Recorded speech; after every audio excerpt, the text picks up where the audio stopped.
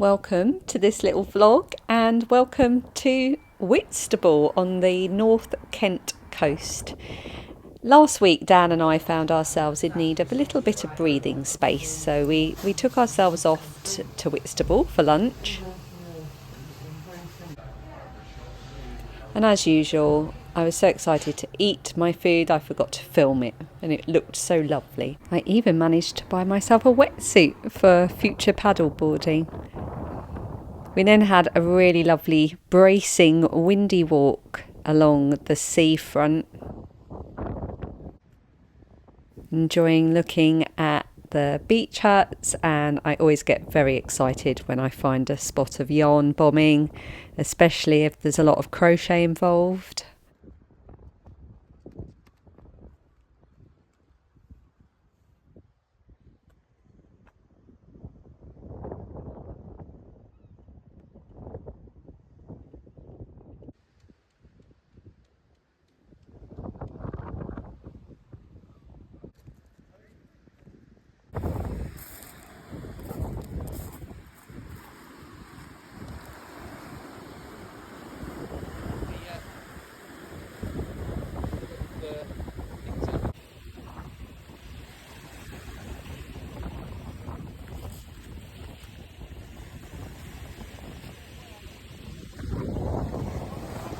And I can now say I officially paddled in the sea in February.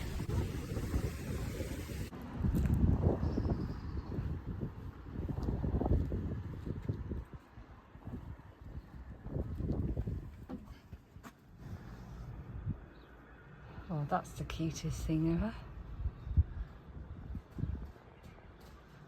Ending our little trip with the obligatory cute seaside bicycle.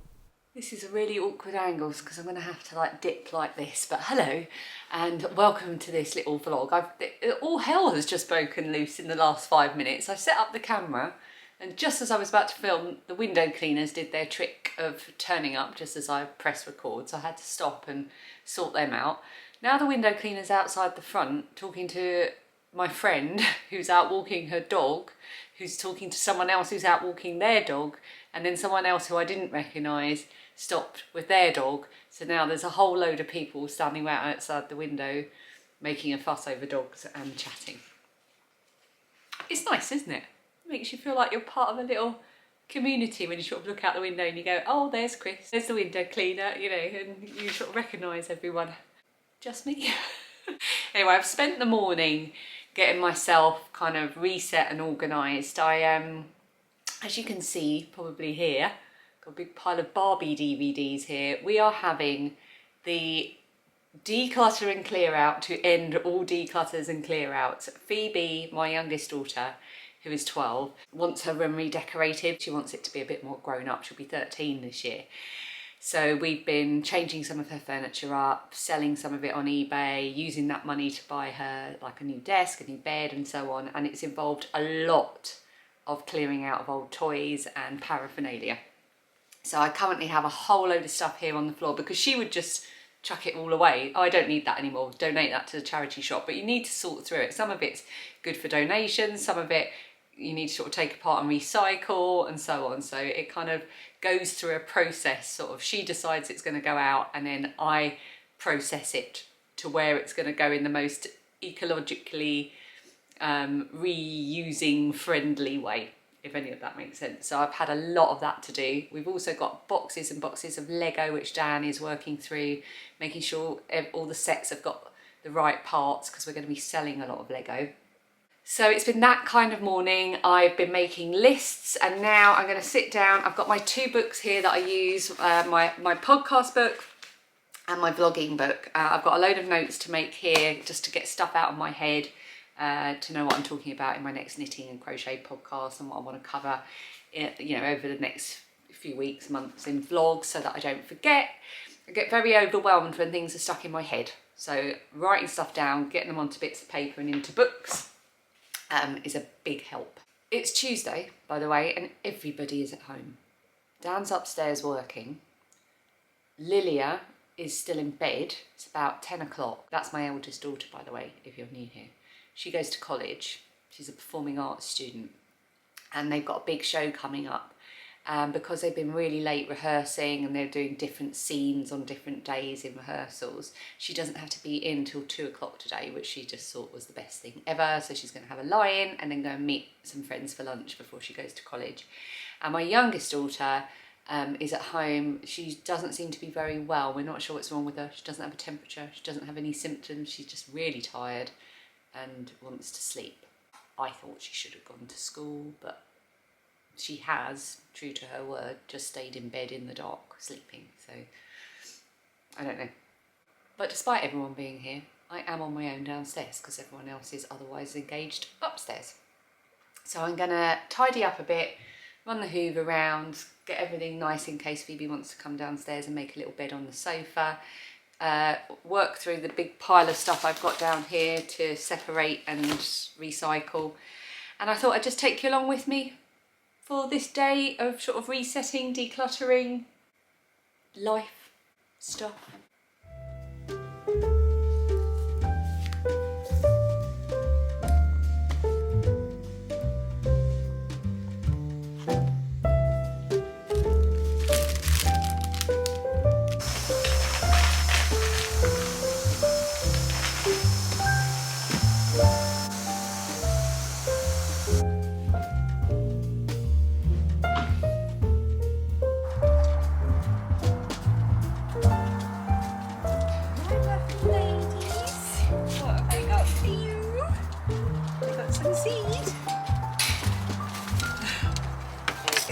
Hey.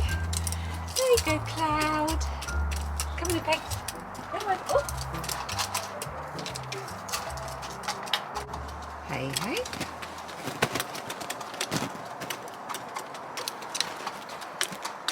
Cloud.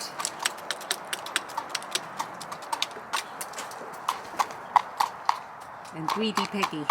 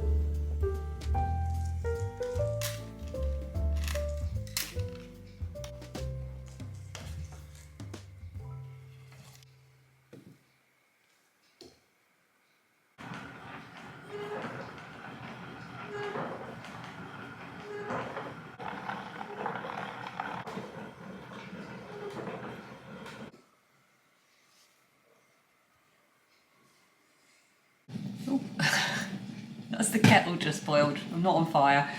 You wouldn't believe the lengths I go to sometimes to avoid the very simple process of putting my camera on a tripod. You're currently balanced on top of the tea caddy on top of a cookbook. Oh, I haven't put my tea leaves in.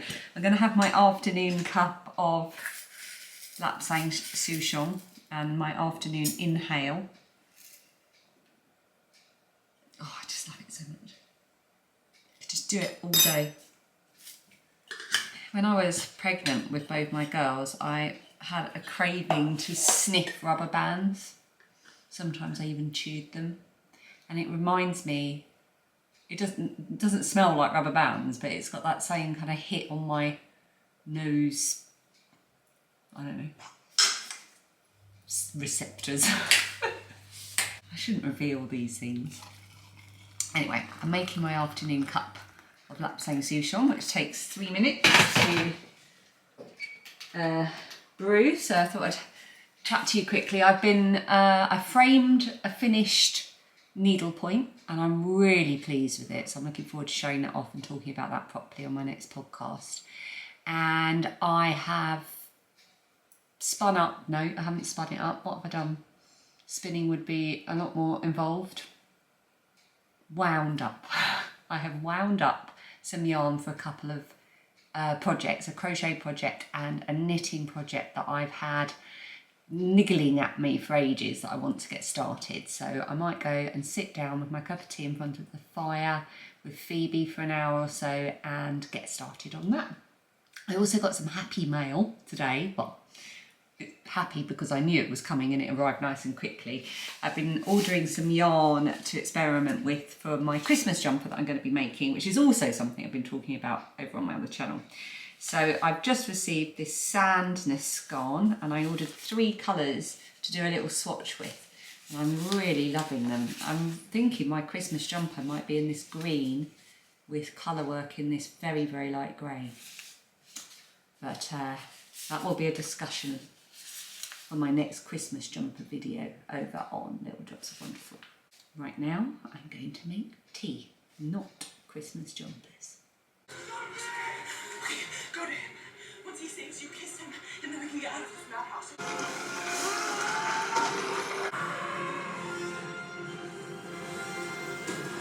Oh, I feel like we're back in a familiar position here. I'm in my bed, in my pyjamas. I've just had a bath, so my hair is now completely fluffy. We've just had dinner and it was really, really lovely. The girls had just a normal sort of sausage and chips type of thing, but Dan and I had the most beautiful dish that I've been making for years now. It's real comfort food for Dan and I. It's from the Madar Jaffrey book that I've had for years. And it's actually a dish, a broth, like a curry broth that is made with beef. But we just love the broth so much that we make it and put veggie in it. Sometimes I put ribbons of courgette in it, which is what I did tonight. Sometimes we have it with really fine rice noodles. Sometimes we have it with carrot ribbons. And we really love it with salmon. So I'll cook the salmon separately and then have the broth with that. And it's just such a lovely comfort food. And it's got this really umami flavour. It's so lovely. And I've now snuck upstairs so that I can talk to you quickly about books. I thought I'd give you a bit of an update on my audio books and my reading books. So, because my last video, of course, was my little bookish vlog, because I got so much reading done when I had COVID a couple of weeks ago.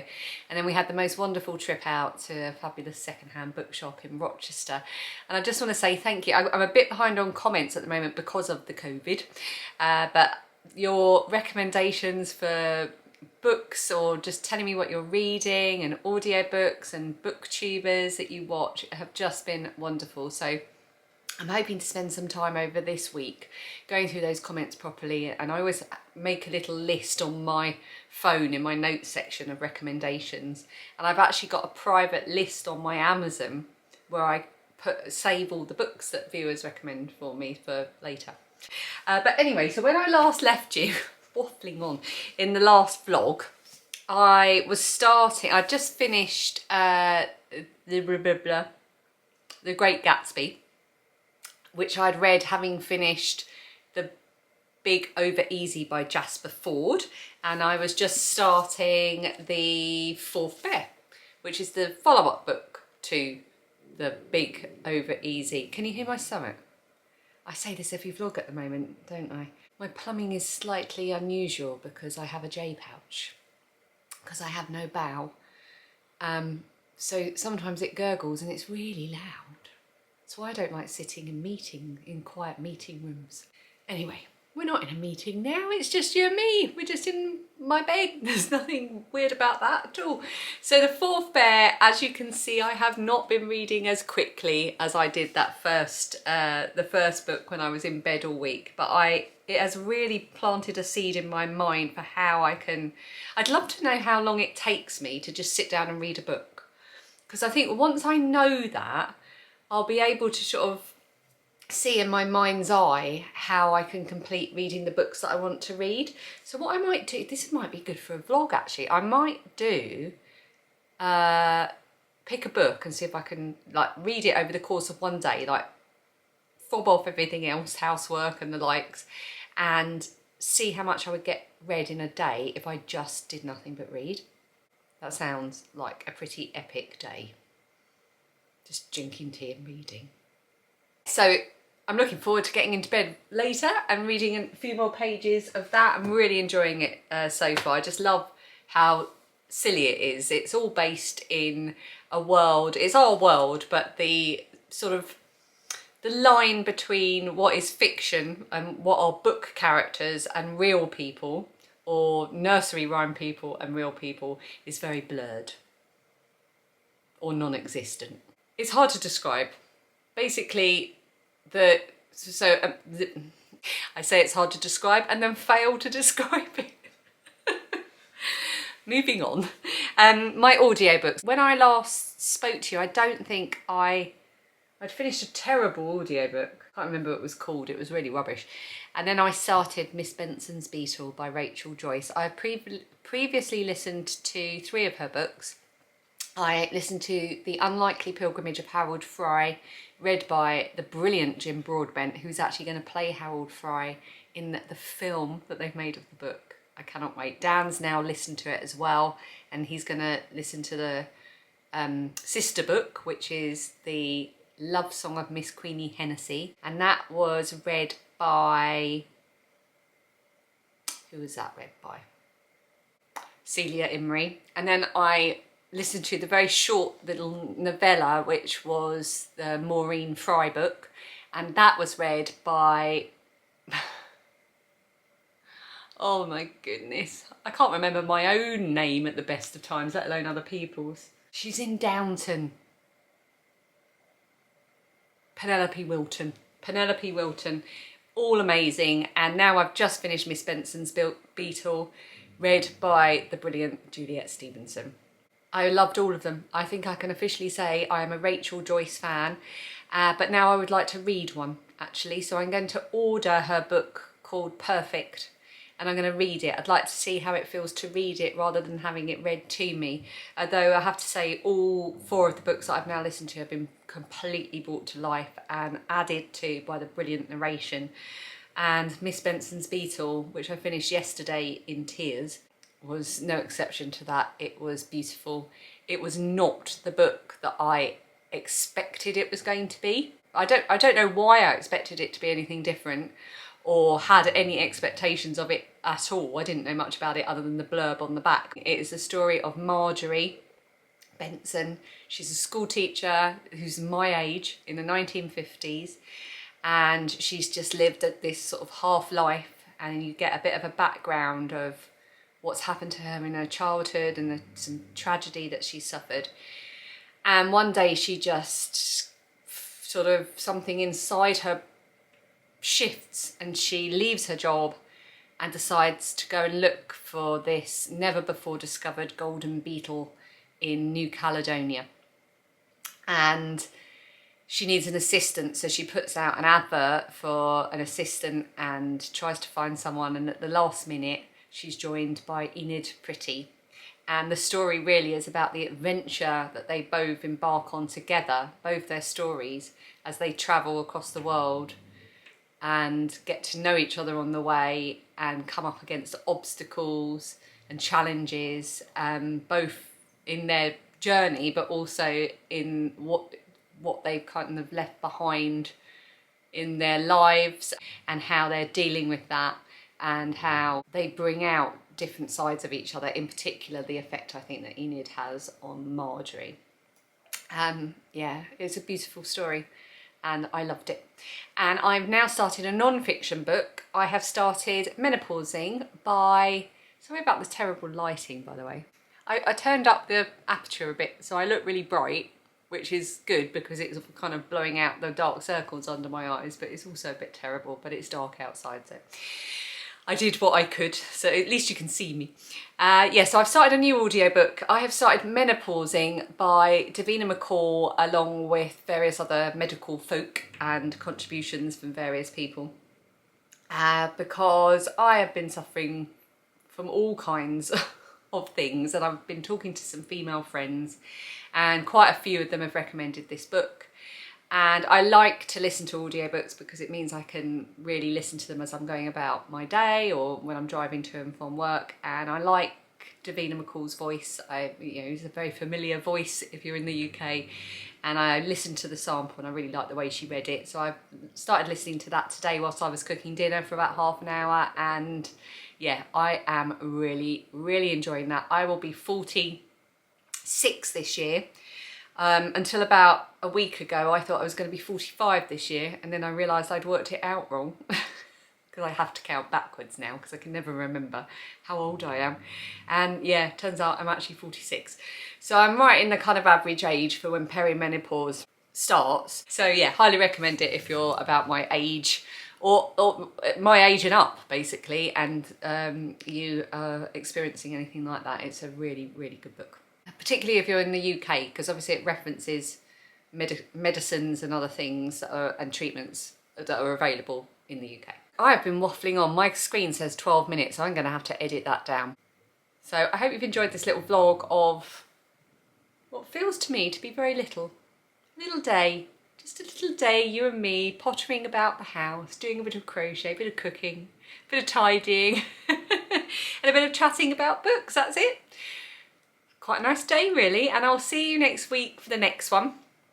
Yeah, maybe next week we'll see how long it takes me to read a book. Oh, and daily vlogs as well. I've had a few questions about when the next lot of daily vlogs are going to be. So I did Vlogtober in October, I did Vlogmas in December, and then I was trying to decide when I want to do my next daily vlogs. I don't think I'm going to do it in March because it's Dan's birthday, it's Lilia's birthday, there's all kinds of stuff going on at the moment, and I think it'll be too difficult juggling it. I might do it in April because we've got Easter and it's also my birthday in April, so we always do something fun, like either a really lovely long coastal walk or maybe this year some paddle boarding. I've finally got my wetsuit. Yeah, I think, yeah, April's a good month. Let's do daily vlogs in April. Are you up for that? Will you be here? Will you come and watch? Please come and watch me. So thank you so much for watching. As ever, thank you for being here. It means so much to me that you are, and I will see you again next week. My tummy is still making such a noise. I do apologise.